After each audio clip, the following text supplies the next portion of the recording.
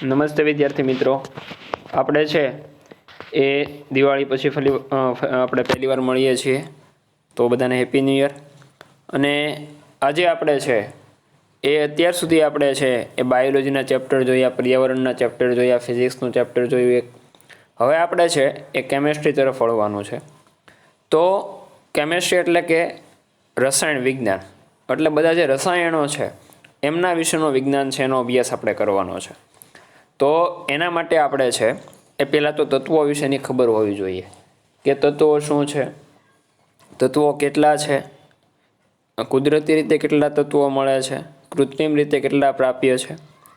તો આ બધી માહિતી છે એ આપને હોવી જોઈએ. સૌપ્રથમ આપણે વાત કરીએ તો આ રાસાયણિક પ્રક્રિયાઓ અને સમીકરણો. હવે આમાં આપણે છે એ રાસાયણિક પ્રક્રિયાઓ જોવાની છે અને સમીકરણો, કઈ કઈ રાસાયણિક પ્રક્રિયાઓ થતા છે એ કોઈ પણ તત્વ છે એ તમે જોશો કે કોઈ પણ પ્રક્રિયા છે એમાં કેવા ફેરફારો આવે છે. તો આ બધા ફેરફારો છે રાસાયણિક ફેરફારો હોય છે, રસાયણો દ્વારા થતા ફેરફારો જ હોય છે. તો આપણે છે એ રાસાયણિક પ્રક્રિયાઓમાં જે રાસાયણિક ફેરફારો છે એમના વિશે જોવાનું છે. ત્યારબાદ છે એના સમીકરણો. તો આપણે જોઈએ કે રોજિંદા જીવનની છે એ નીચે દર્શાવેલ પરિસ્થિતિઓને ધ્યાનમાં લો અને વિચારો કે શું થાય છે કે જ્યારે છે એ ઉનાળામાં ઓરડાના તાપમાને દૂધને ખુલ્લું રાખવામાં આવે. તો તમે જોશો કે ભાઈ ઉનાળામાં છે એ તમે ઓરડાના તાપમાને દૂધને ખુલ્લું રાખશો તો છે એ દૂધ છે એ બગડી જશે. પછી લોખંડના તવા અથવા તો તપેલા અથવા તો ખિલ્લાને છે એ ભેજવાળા વાતાવરણમાં છે એ ખુલ્લા રાખવામાં આવે, બરાબર, તો શું થાય છે? તો ત્યારે પણ છે એક એના ઉપર સારણ થવા લાગે છે. પછી જોઈએ તો દ્રાક્ષનું આથવણ થાય છે. પછી ખોરાક રંધાય છે. આપણા શરીરની અંદર છે એ ખોરાકનું જે પાચન થાય છે. આપણે શ્વાસ લઈએ છીએ, બરાબર. તો આ બધી ઘટનાઓ છે તમને ખ્યાલ છે કે આમાં કોઈક ને કોઈક છે રાસાયણિક ફેરફારો થાય છે. તો આપણે જોઈએ કે ભાઈ પહેલાં તો તત્વો વિશે તમને થોડીક વાત કરવાની હતી કે ભાઈ હાલમાં આપણે જોઈએ તો 118 તત્વો છે, બરાબર. એના માટે છે ઘણા બધા વૈજ્ઞાનિકોએ છે કામ કરેલું છે. ડોબ્રેનર છે, ન્યુલેન્ડ છે, તો આ બધા વૈજ્ઞાનિકોએ કામ કર્યું. પછી મેન્ડેલિફે આવર્ત કોષ્ટક રજૂ કર્યો, બરાબર. તો અત્યારે જે આપણે આધુનિક આવર્ત કોષ્ટક છે એમાં 118 તત્વો છે. તેમાંથી જોઈએ તો 94 તત્વો છે એ કુદરતી રીતે પ્રાપ્ય છે, બરાબર. 94 તત્વો છે એ આપને કુદરતી રીતે મળે છે. બાકીના છે એ કૃત્રિમ રીતે મળેલા જોવા મળે છે, બરાબર. તો જોઈએ કે ભાઈ આજે આપણે પરિસ્થિતિ જોઈ કે ભાઈ તમે ઓરડાના તાપમાને દૂધને ખુલ્લું રાખો, લોખંડના તવા અથવા તપેલા અથવા ખિલ્લાને તમે ભેજવાળા વાતાવરણમાં ખુલ્લા રાખો, દ્રાક્ષનું આથવણ થાય, ખોરાક રંધાય છે, આપણા શરીરમાં ખોરાકનું પાચન થાય, આપણે શ્વાસ લઈએ છીએ. તો ઉપરયુક્ત તમામ પરિસ્થિતિઓમાં છે એ પ્રારંભિક પદાર્થની પ્રકૃતિ એટલે કે સ્વભાવ અને તેની ઓળખમાં કંઈક ને કંઈક પરિવર્તન આવે છે, બરાબર. હવે તમે જુઓ કે કોઈ પણ પદાર્થ છે એની જે શરૂઆતની અવસ્થા હોય, જે પ્રારંભિક પદાર્થની પ્રકૃતિ છે, એનો જે સ્વભાવ છે, અને પછી જે આપણે એને જોઈએ છીએ તો એમાં તમને છે એ કંઈક ને કંઈક પરિવર્તન આવતું હોય એવું જોવા મળશે. દ્રવ્યના ભૌતિક અને રાસાયણિક ફેરફારો વિશે આપણે અગાઉના ધોરણોમાં અભ્યાસ કરી ચૂક્યા છીએ. તો દ્રવ્ય છે તેમના ભૌતિક અને જે રાસાયણિક ફેરફારો છે એમના વિશે આપણે ધોરણ 9, 8 એમાં છે અભ્યાસ કરી ગયા છીએ. જ્યારે રાસાયણિક ફેરફાર થાય છે ત્યારે આપણે કહી શકીએ છીએ કે કોઈ રાસાયણિક પ્રક્રિયા થઈ હશે, બરાબર. હવે રાસાયણિક ફેરફાર ક્યારે થાય? તો આપને ખ્યાલ છે કે કોઈ રાસાયણિક પ્રક્રિયા થઈ હોય તો જ જે છે એ રાસાયણિક ફેરફાર જોવા મળે છે. તમને કદાચ આશ્ચર્ય થાય કે ખરેખર રાસાયણિક પ્રક્રિયાનો અર્થ શું છે? આપણે કેવી રીતે જાણી શકીએ કે રાસાયણિક પ્રક્રિયા થઈ છે? તો આ પ્રશ્નોના ઉત્તર મેળવવા માટે છે એ આપણે કેટલીક પ્રવૃત્તિઓ કરવાની છે કે આ પ્રવૃત્તિઓ દ્વારા છે આપણને ખ્યાલ આવશે કે ખરેખર છે રાસાયણિક પ્રક્રિયા થઈ છે કે કેમ. તો એક પ્રવૃત્તિ આપી છે કે ભાઈ આ પ્રવૃત્તિ માટે તમારે છે શિક્ષકની મદદ જરૂરી છે. જો વિદ્યાર્થીઓ આંખોના રક્ષણ માટે ચશ્મા પહેરી લે તો સારું. હવે આવું તમને એટલા માટે કહે છે કારણ કે અમુક પદાર્થો છે ને સળગાવવામાં આવે તો એમાંથી જે નીકળતો ધુવાડો છે એ આપણા માટે નુકસાનકારક હોય છે, એટલા માટે ચશ્મા પહેરવાનું કહે છે. તો લેબમાં કામ કરતી વખતે છે થોડીક આપણે સલામતી આપણે જાળવવી જરૂરી છે, જેમ કે ગ્લોવ્સ પહેરવા, બરાબર, હાથમાં મોજા પહેરવા જોઈએ, બૂટ પહેરવા જોઈએ, ત્યારબાદ છે એ ચશ્મા પહેરેલા હોવા જોઈએ, શર્ટ ઉપર એપ્રોન પહેરેલો હોવો જોઈએ. તો આ બધી પ્રાથમિક છે સાવચેતી આપણે રાખવી જોઈએ. હવે તમારે છે એ લગભગ 3 થી 4 સેન્ટીમીટર લાંબી છે એ મેગ્નેશિયમની પટ્ટીને કાચ પેપર વડે ઘસી અને તમારે શુદ્ધ કરવાની છે, બરાબર. તેને છે એ ચીપિયા વડે એટલે કે સાણસી જેવો જે હોય, બરાબર, લેબમાં બધા સાધનો હોય એના વડે પકડી અને બર્નર અથવા તો સ્પિરિટ લેમ્પ છે એમની મદદથી એને સળગાવવાનું છે. અને ત્યારબાદ તેની રાખ છે જે આકૃતિમાં તમને દર્શાવેલું છે, બરાબર, એ પ્રમાણેની જે રાખ આપને મળે એ વોચ ગ્લાસમાં બધી રાખ છે એ ભેગી કરવાની છે. હવે મેગ્નેશિયમની પટ્ટીને તમારી આંખોથી છે એ શક્ય એટલી દૂર રાખીને સળગાવવાની છે, બરાબર. આંખની નજીક બહુ રાખવાની નથી. હવે તમે શું અવલોકન કરો છો એ તમારે જોવાનું છે, બરાબર. તો તમે છે એ જોયું જ હશે કે મેગ્નેશિયમની પટ્ટી છે એ જગારા મારતી એટલે કે પ્રજ્વલિત સફેદ જ્યોતથી સળગે છે અને સફેદ પાવડર એટલે કે રાખમાં છે પરિવર્તિત થઈ જાય છે. આ પાવડર એ મેગ્નેશિયમ ઓક્સાઇડ છે, બરાબર. તમે મેગ્નેશિયમની પટ્ટીને સળગાવો છો તો તમને છે એ મેગ્નેશિયમની પટ્ટી જગારા મારતી હોય એવી તમને સફેદ જ્યોતથી સળગતી જોવા મળશે અને સફેદ પાવડર એટલે કે રાખમાં છે તે પરિવર્તિત થઈ જાય છે. તો આ જે પાવડર છે એ પાવડર છે એ મેગ્નેશિયમ ઓક્સાઇડ છે. મેગ્નેશિયમ તેમજ હવામાંના ઓક્સિજન વચ્ચે પ્રક્રિયા થવાથી મેગ્નેશિયમ ઓક્સાઇડ ઉદ્ભવે છે. હવે મેગ્નેશિયમ ઓક્સાઇડ કઈ રીતે બને છે?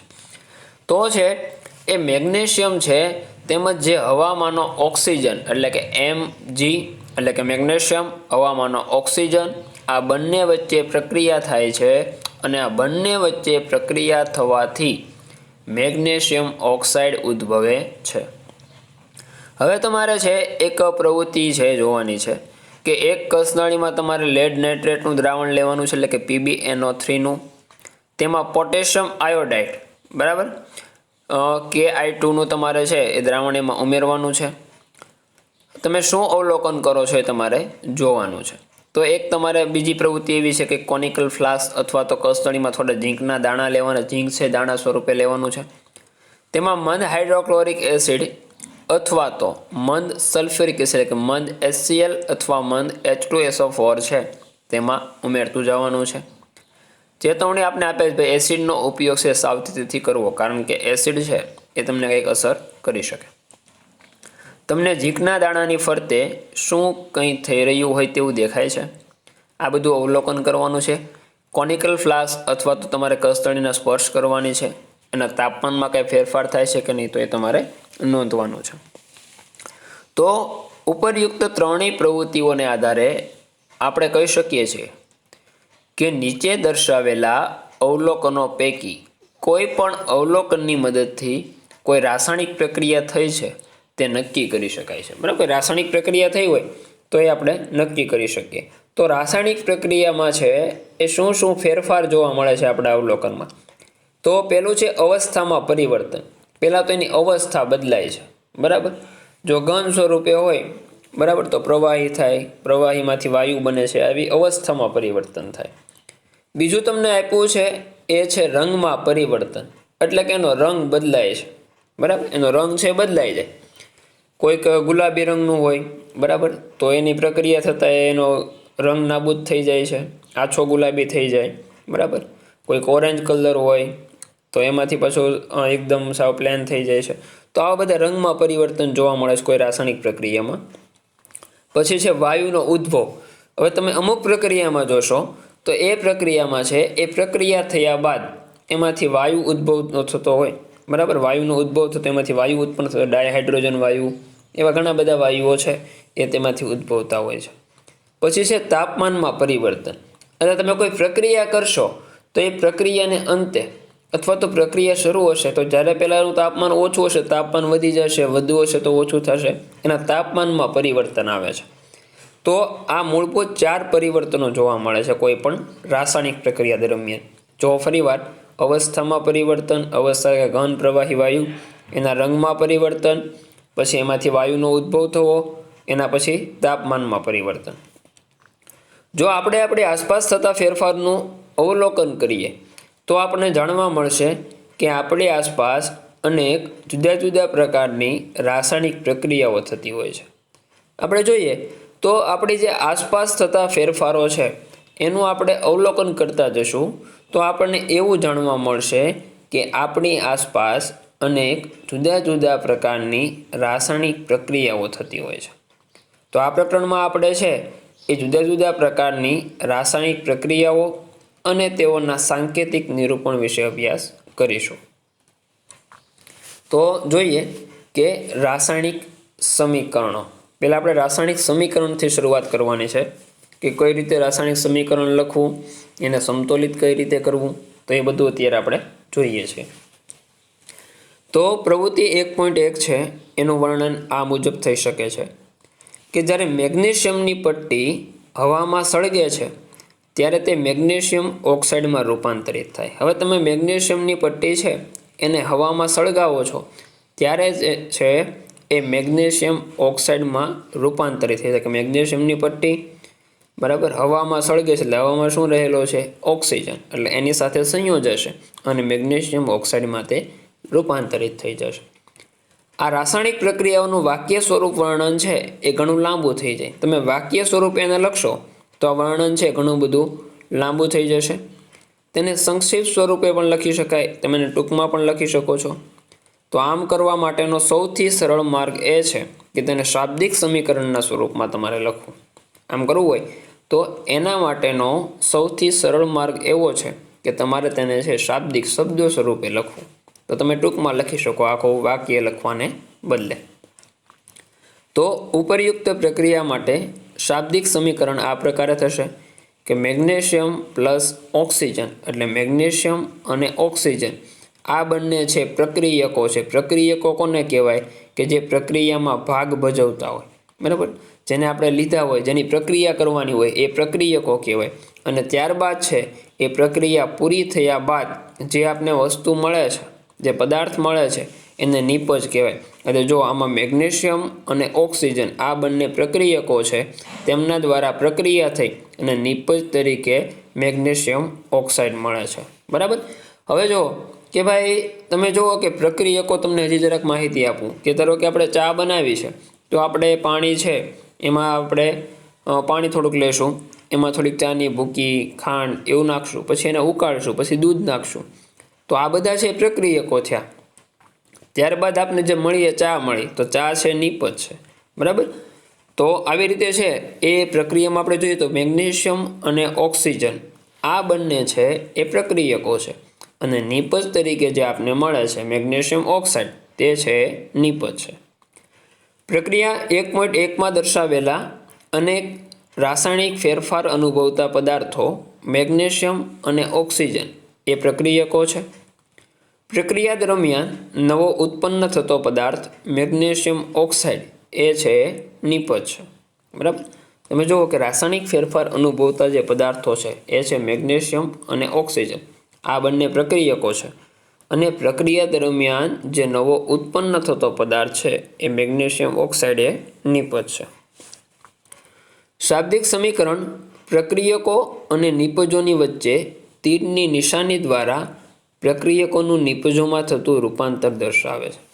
હવે જે શાબ્દિક સમીકરણ છે, જે શબ્દો સ્વરૂપે આપણે સમીકરણ લખીએ છીએ એ પ્રક્રિયક અને નિપજોની વચ્ચે એટલે પ્રક્રિયક અને નિપજ એ બંનેની વચ્ચે તીરની નિશાની દ્વારા દર્શાવાય છે. બરાબર.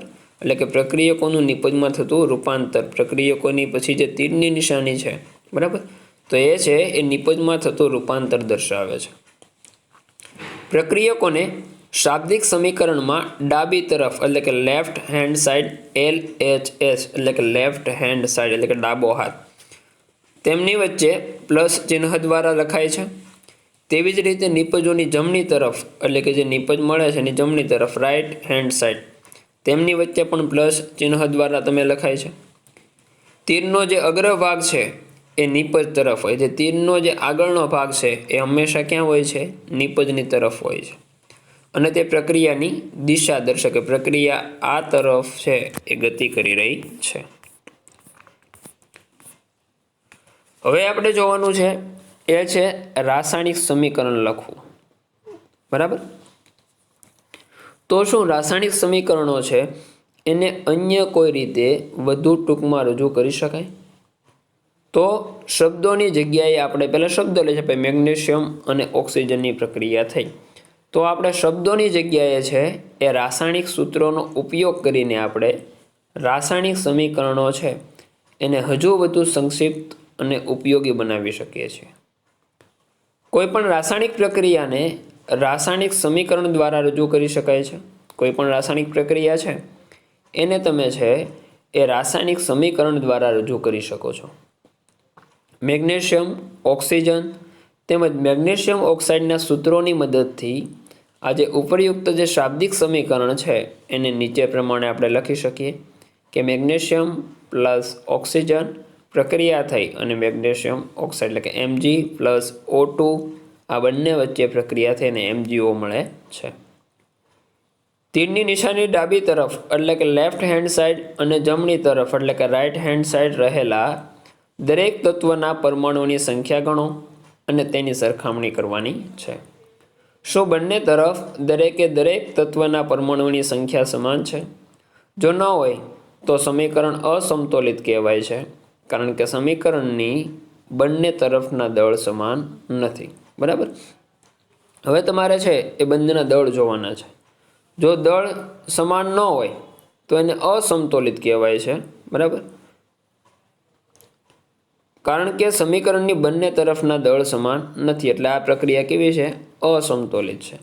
તો આ પ્રકારના રાસાયણિક સમીકરણને પ્રક્રિયા માટેનું માળખાકીય રાસાયણિક સમીકરણ કહેવાય છે. હવે સમીકરણ 1.2 છે એમાં મેગ્નેશિયમને હવામાં સળગવાની પ્રક્રિયા માટેનું માળખાકીય રાસાયણિક સમીકરણ છે. બરાબર. હવે આપણે જોવાનું છે એ છે સમતોલિત રાસાયણિક સમીકરણ. તો ધોરણ 9માં તમે છે એવું શીખી ગયા કે દળ સંચયનો નિયમ એને યાદ કરવાનો છે કે કોઈ પણ રાસાયણિક પ્રક્રિયામાં દળ એટલે કે દ્રવ્યનું સર્જન થતું નથી કે તેનો વિનાશ થતો નથી. બરાબર. આ જે દળ સંચયનો નિયમ છે એ એમાં કામ કરે છે. આપણે સમતોલિત રાસાયણિક સમીકરણ છે એ આપણે સમતોલિત શા માટે કરીએ છીએ? તો આ જે છે કે ભાઈ દળ સંચયનો નિયમ છે કે કોઈ પણ રાસાયણિક પ્રક્રિયા થાય તો તેમાં કોઈ દ્રવ્યનું સર્જન થતું નથી કે તેનો વિનાશ થતો નથી. એટલે કે કોઈ પણ રાસાયણિક પ્રક્રિયાની નિપજોમાં હાજર રહેલા તત્વોનું કુલ દળ એ પ્રક્રિયકોમાં હાજર રહેલા તત્વોના કુલ દળ જેટલું જ હોય છે. બીજા શબ્દોમાં આપણે કહીએ તો કોઈ પણ રાસાયણિક પ્રક્રિયા શરૂ થતાં પહેલાં અને પૂર્ણ થયા બાદ તેમાં રહેલા દરેક તત્વના પરમાણુની સંખ્યા છે એ સમાન રહે છે.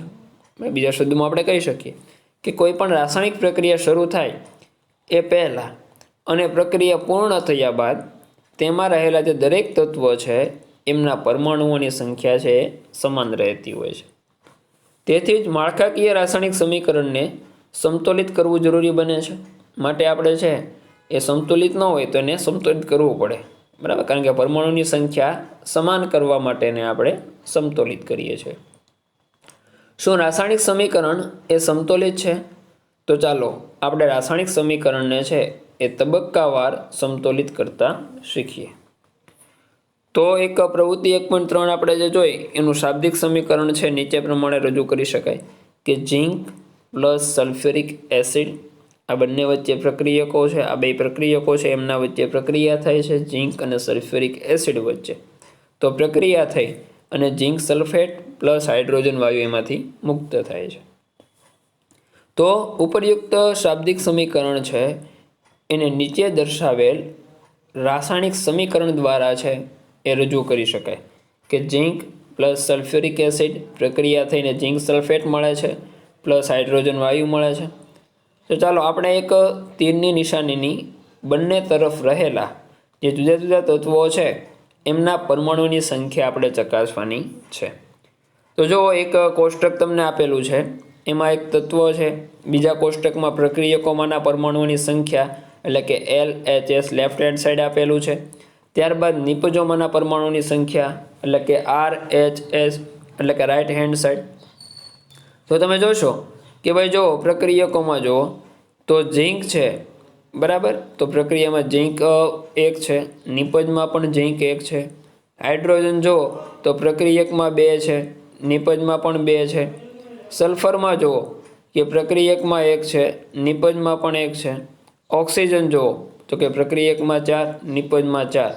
તો પ્રક્રિયક અને નિપજ બંનેમાં પરમાણુઓની સંખ્યા સમાન છે. તો આપણે આ સમીકરણ છે એને સંતુલિત રાસાયણિક સમીકરણ કહી શકીએ. તો સમીકરણ 1.3માં તીરની નિશાની છે એની બંને તરફ દરેક તત્વના પરમાણુઓની સંખ્યા સમાન થાય છે. તેથી તે સંતુલિત રાસાયણિક સમીકરણ કહેવાય છે. નીચે દર્શાવેલ રાસાયણિક સમીકરણને સંતુલિત કરવાનો પ્રયત્ન કરીએ.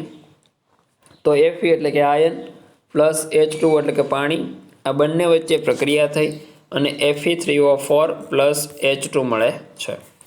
તો હવે જો, તો પહેલાં તો આપણે રાસાયણિક સમીકરણ છે ને સંતુલિત કરવું પડશે. આ સંતુલિત સમીકરણ નથી.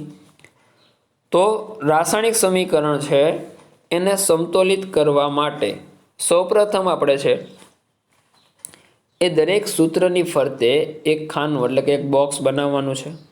તમારે દર વખતે આવું નથી કરવાનું, પરંતુ અત્યારે ખાલી શીખવા માટે આવું કરવાનું છે, બરાબર. બોક્સ બનાવવાનું છે. સમીકરણને સંતુલિત કરતી વખતે છે એ જે ખાનું તમે જે બોક્સ બનાવો છો એની અંદર કાંઈ ફેરફાર કરવાનો નથી. જે ફેરફાર કરો એ ખાનાની બહાર કરવાનો છે, બરાબર. તો જુઓ, Fe ઉપર ખાનું બનાવી નાખ્યું, પ્લસ H2O ઉપર બનાવી નાખ્યું, Fe3O4 ઉપર બનાવી નાખ્યું અને H2 ઉપર બનાવી નાખ્યું. ત્યારબાદ સોપાન બીજું એવું છે કે અસંતુલિત સમીકરણમાં જે આપણે આ પ્રક્રિયા છે એ સમીકરણ છે અસંતુલિત છે. તો એમાં જે હાજર રહેલા જુદા જુદા તત્વો છે એમના પરમાણુઓની સંખ્યાની તમારે યાદી બનાવવાની છે.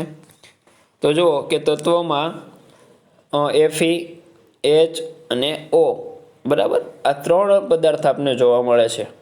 તો પ્રક્રિયકોમાંના પરમાણુની સંખ્યા ગણવાની છે અને નિપજમાંના પરમાણુની સંખ્યા ગણવાની છે. તો જો પ્રક્રિયકમાં Fe 1 છે, નિપજમાં કેટલા છે? 3 છે. પછી હાઇડ્રોજન છે એ પ્રક્રિયકમાં કેટલા છે? 2 છે. આપણે છે નિપજમાં પણ કેટલા હાઇડ્રોજન છે? 2 છે. પ્રક્રિયકમાં ઓક્સિજન કેટલા છે? 1 છે. નિપજમાં કેટલા છે? 4. તો જો આ આપણે પહેલાં કરી નાખ્યું, કોષ્ટક બનાવી નાખ્યું, બરાબર. તત્વો અલગ અલગ પાડી દીધા પ્રક્રિયક અને નિપજના. હવે આપણે જોવાનું છે એ છે સોપાન નંબર 3. તો સરળતા ખાતર આપણે છે એ સૌથી વધુ પરમાણુઓ ધરાવતા સંયોજનના સમતોલનની શરૂઆત કરવાની છે, બરાબર. સરળતા ખાતર આપણે શું કરવાનું છે? તો જે સૌથી વધુ પરમાણુ ધરાવતા હોય તો એવા સંયોજનના સમતોલનની શરૂઆત કરવાની છે. તે પ્રક્રિયક કે નિપજ ગમે તે હોઈ શકે છે. તે સંયોજનમાં સૌથી વધુ પરમાણુ ધરાવતું તત્વ પસંદ કરવાનું છે. આ માપદંડ એટલે કે સિદ્ધાંત પ્રમાણે આપણે Fe3O4 અને તેમાં રહેલા ઓક્સિજન તત્વની પસંદગી કરીએ છીએ, બરાબર. એટલે પહેલાં આપણે Fe3O4ને લેવાનું છે, બરાબર. એમાં સૌથી વધારે પરમાણુઓ છે, બરાબર. એમાં પણ છે એ તેમાં રહેલો ઓક્સિજન કે એમાં 4 પરમાણુઓ છે, બરાબર. તો આપણે એની પસંદગી કરવાની છે. જમણી તરફ છે એ ઓક્સિજનના 4 પરમાણુ છે, જ્યારે ડાબી તરફ ઓક્સિજનનો માત્ર કેટલો પરમાણુ છે? 1 જ પરમાણુ છે, બરાબર. તો ઓક્સિજનને સમતોલિત કરવા માટે આપણે શું કરવું પડશે? તો જે H2O છે, બરાબર, એને 1 ગુણ્યા આપણે 4 કરી નાખવાના છે, એટલે 4 થઈ જશે. 4 H2O પ્રક્રિયકમાં, નિપજમાં તો ઓલરેડી 4 છે જ તે, બરાબર. તો આપણે ચોક્કસપણે યાદ રાખવું જરૂરી છે કે પરમાણુઓની સંખ્યા સમાન કરવા માટે આપણે પ્રક્રિયામાં ભાગ લેતા સંયોજનો કે એના તત્વો છે એના સૂત્રો બદલી શકતા નથી. જે ફેરફાર આપણે 4 વડે ગુણ્યો એ 4 આપણે આગળ જ મૂકવાનો છે, બરાબર, બીજે ક્યાંય મૂકવાનો નથી. અંદર કાઉસની અંદર કાંઈ મૂકવાનું નથી, અથવા તો બોક્સની અંદર કાંઈ મૂકવાનું નથી. ઉદાહરણ તરીકે જોઈએ તો ઓક્સિજન પરમાણુઓ છે એને સમતોલિત કરવા માટે આપણે 4 સહગુણક મૂકી અને 4H2O લખી શકીએ, પરંતુ H2O4 અથવા H2O કાઉસની બહાર 4 ન લખી શકાય. આગળ જ ઉમેરવા પડે. આપણે કેમ 4H2O લખ્યું એવી રીતે જ લખવું પડે. તો આ સમીકરણ છે એ આંશિક રીતે થોડું ઘણું છે સમતોલિત ધીમે ધીમે થયું છે. એના પછી છે એ સોપાન નંબર 4 છે, બરાબર. તો સોપાન નંબર 4 જોઈએ તો Fe એટલે કે આયન અને હાઇડ્રોજન પરમાણુઓ હજી પણ સમતોલિત નથી. ખાલી ઓક્સિજન સમતોલિત થયું છે. Fe અને H એટલે કે આયન અને હાઇડ્રોજન જે સમતોલિત થયા નથી. તો આ તત્વો પૈકી કોઈ એકને આપણે પસંદ કરી અને આગળ વધવાનું છે. તો આપણે આંશિક રીતે સમતોલિત સમીકરણમાં છે એ પહેલાં આપણે હાઇડ્રોજન પરમાણુઓને સમતોલિત કરવાનો પ્રયત્ન કરીએ. તો હાઇડ્રોજન પરમાણુઓ છે એમની સંખ્યા સમાન કરવા માટે છે એ જમણી તરફ હાઇડ્રોજન અણુઓની સંખ્યા 4 કરવાની છે, બરાબર. તો હાઇડ્રોજન પરમાણુઓમાં જુઓ કે 4H2O છે, બરાબર. એને આપણે 8 આગળ મૂકી દીધા, એટલે કે આપણે છે એ જુઓ કે સમતોલિત કરવા માટે આપણે આગળ 8 મૂક્યા અને નિપજમાં H2 હતો એની આગળ 2 મૂક્યા એટલે 4 થઈ ગયા, બરાબર. તો સમીકરણમાં છે એ Fe + 4H2O બની ગયા. પ્રક્રિયા થઈને Fe3O4 + 4H2 થઈ ગયા, બરાબર. હવે જે ઉપરયુક્ત સમીકરણ છે એના પછીનું જે સોપાન નંબર છે એ 5માં જુઓ કે ભાઈ ઉપરયુક્ત સમીકરણમાં ચકાસો અને સમતોલિત ન હોય તેવું ત્રીજું તત્વ પસંદ કરો. તો તમે જોશો કે માત્ર આયન એક જ બાકી રહ્યું છે, બરાબર. તો આયન છે એને આપણે 3 વડે ગુણી નાખશું, બરાબર. તો 3Fe3O4 થઈ જશે.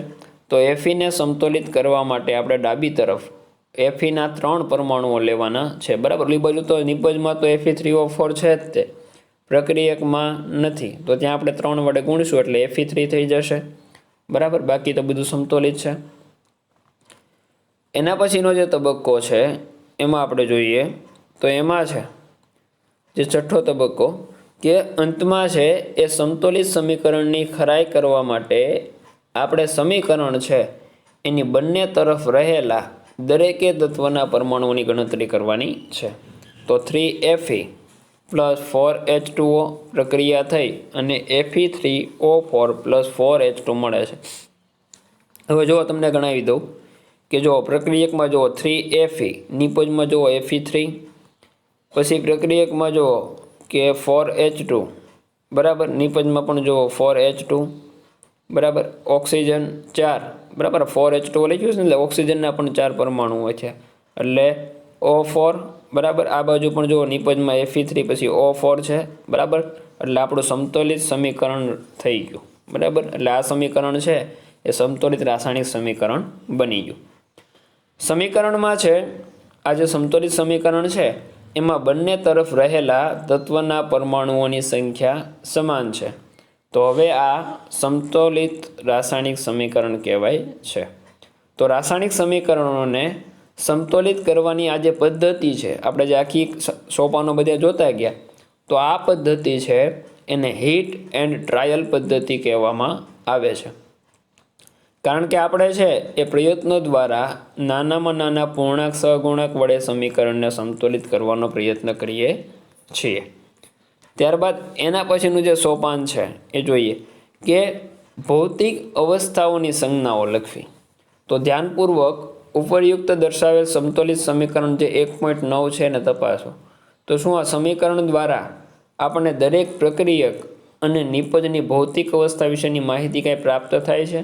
તો આપણે કાંઈ પ્રાપ્ત થતું નથી, કાંઈ એની ભૌતિક માહિતી આપેલી નથી. તો આ સમીકરણમાં તેઓની ભૌતિક અવસ્થાઓ વિશેની કોઈ માહિતી અપાયેલી નથી. રાસાયણિક સમીકરણને વધુ માહિતીપ્રદ બનાવવા માટે પ્રક્રિયક અને નિપજના રાસાયણિક સૂત્રોની સાથે તેઓની ભૌતિક અવસ્થાઓનો ઉલ્લેખ કરવામાં આવે છે.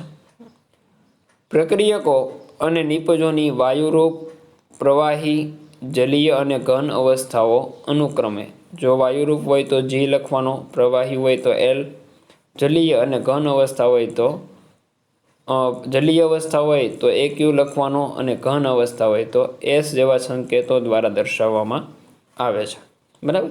તો રાસાયણિક સમીકરણ છે એને વધારે માહિતીપ્રદ તમારે મને આ પ્રક્રિયક છે એ કેવો સ્વભાવે છે, નિપજ સ્વભાવે કેવો છે તો એ તમને ખબર પડી શકે. પાણીમાં બનાવેલા દ્રાવણમાં પ્રક્રિયક અથવા નિપજ હાજર હોય તો એને જલીય શબ્દ લખાય છે. કોઈ દ્રાવણ છે પાણીમાં બનાવેલું હોય, બરાબર, અને એમાં પ્રક્રિયક અને નિપજ બંને જો હાજર હોય તો એમાં જલીય શબ્દ લખવામાં એટલે કે AQ લખવામાં આવે છે. સમતોલિત સમીકરણ નીચે પ્રમાણે થશે કે 3Fe + 4H2O પ્રક્રિયા થઈ અને Fe3O4 + 4H2 મળે છે.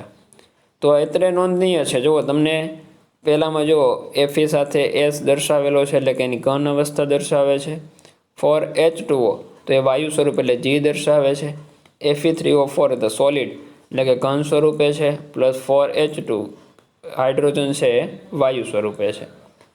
તો અહીંયા નોંધનીય છે કે H2Oની સાથે G સંજ્ઞાનો ઉપયોગ દર્શાવે છે કે આ પ્રક્રિયામાં જે પાણીનો ઉપયોગ, બરાબર, પાણી છે એ લિક્વિડ સ્વરૂપે હોય પરંતુ તમને G દર્શાવેલો છે એટલે એવું દર્શાવે છે કે આ પ્રક્રિયામાં પાણીનો ઉપયોગ વરાળ એટલે કે બાષ્પ સ્વરૂપે કરવામાં આવ્યો છે, બરાબર. આટલી વસ્તુ સમજાઈ ગઈ. તો સામાન્ય રીતે જ્યાં સુધી જરૂરી ન હોય ત્યાં સુધી રાસાયણિક સમીકરણમાં ભૌતિક અવસ્થાઓનો સમાવેશ કરવામાં આવતો નથી, બરાબર. દર વખતે છે એ ભૌતિક અવસ્થા દર્શાવતા નથી, પરંતુ જરૂરી હોય ત્યાં દર્શાવવી જરૂરી છે. કેટલીક વખત છે એ પ્રક્રિયા માટે પ્રક્રિયા પરિસ્થિતિઓ જેવી કે તાપમાન, દબાણ, ઉદ્દીપક વગેરે છે એ સમીકરણમાં તીરની નિશાનીની ઉપર અથવા તો નીચે તરફ દર્શાવવામાં આવે છે. તમને ઉદાહરણ આપ્યું છે કે CO + 2H2 340 વાતાવરણ દબાણે પ્રક્રિયા કરશો તો CH3OH મળે છે, બરાબર. ત્યારબાદ બીજી પ્રક્રિયા છે તો આ પ્રક્રિયા તમે ચેપ્ટર નંબર 6માં જોઈ ગયા છો કે 6CO2 બરાબર કાર્બન ડાયોક્સાઇડ + 12H2O પાણી સાથે પ્રક્રિયા થઈ. સૂર્યપ્રકાશ અને ક્લોરોફિલની હાજરીમાં પ્રક્રિયા થઈ છે તો C6H12O6 એટલે કે ગ્લુકોઝ મળે છે, ઓક્સિજન મળે છે, 6O2 + 6H2 અને પાણી મળે છે, બરાબર. તો આ સોપાનોનો ઉપયોગ દ્વારા શું તમે આ પ્રકરણમાં અગાઉ આપેલા સમીકરણો છે ને સમતોલિત કરી શકશો. તો તમારે છે એ જે આગળના બીજા સમીકરણો હોય એને સમતોલિત કરવાનો પ્રયત્ન કરવાનો છે. તો વિદ્યાર્થી મિત્રો આજેના લેક્ચરમાં આપણે છે એ જે પહેલાં તો રાસાયણિક પ્રક્રિયામાં શું કઈ કઈ અવસ્થાઓમાં ફેરફાર થાય છે, રંગમાં પરિવર્તન થાય, વાયુનો ઉદ્ભવ, તો આ બધા ફેરફારો છે રાસાયણિક પ્રક્રિયા દરમિયાન થાય છે. ત્યારબાદ આપણે જોયું કે રાસાયણિક સમીકરણોમાં જોયું કે પહેલાં આપણે શબ્દ સ્વરૂપે લખ્યું, બરાબર, પછી એના સમીકરણમાં રજૂ કર્યું શાબ્દિક સ્વરૂપે, ત્યારબાદ એને સૂત્રના સ્વરૂપે રજૂ કર્યું, ત્યારબાદ આપણે એને અસમતોલિત જે સમીકરણ હોય તેને સમતોલિત કરવાનો પ્રયત્ન કર્યો. તો આ બધું એકવાર તમે જોઈ જજો, સાવ સહેલી વસ્તુ છે, એકવાર વાંચે તમને આવડી જાય એવું છે, બરાબર. તો આ વસ્તુ તમને આવડશે તો આગળના બીજા ચેપ્ટર છે કેમેસ્ટ્રીના એમાં તમને વધારે મજા આવશે. ચાલો તો આજે આપણે એટલું રાખશું. ઓકે.